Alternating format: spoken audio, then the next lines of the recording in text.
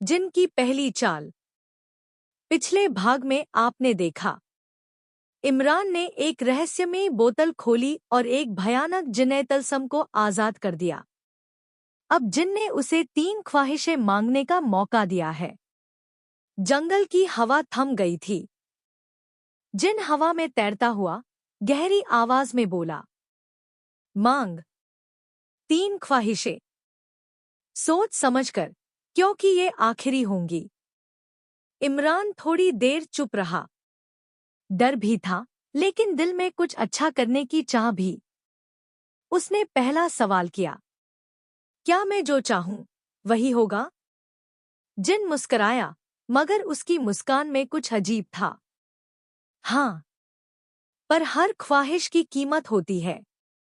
इमरान ने अपनी पहली ख्वाहिश मांगी, मैं चाहता हूं कि मेरे गांव काला भैरू में कोई भूखा न रहे, सबके घर में खाना हो। जिन ने हाथ घुमाया और आसमान में बिजली चमकी। अगले ही पल गांव के हर घर में अनाज के बोरे, दूध, फल और मिठाई भरे हुए मिल गए। लोग हैरान रह गए। कुछ ने कहा, यह चमत्कार है। इमरान खुश था, लेकिन तभी जिन ने धीरे से कहा, अब एक ख्वाहिश पूरी हुई, 2 बची हैं।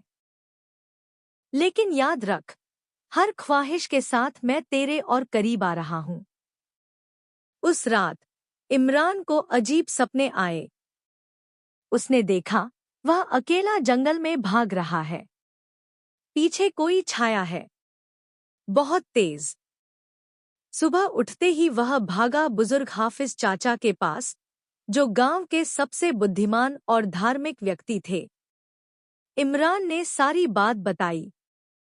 हाफिज चाचा कुछ देर चुप रहे, फिर बोले, बेटा, जिन एक आत्मा नहीं, एक चालाक जादू है। वो देता बहुत कुछ है, लेकिन बदले में लेता भी बहुत गहरा कुछ है। तेरा पहला ख्वाब उसकी पहली चाल थी। अब संभल जा और अगली ख्वाहिश बहुत सोच समझकर मांग। लेकिन इमरान के पास वक्त नहीं था। जिन हर रात उसके सपनों में आकर कहता, अब दूसरी ख्वाहिश मांग, तेरे पास ज्यादा समय नहीं। और अब जिन अगली चाल चलने को तैयार था।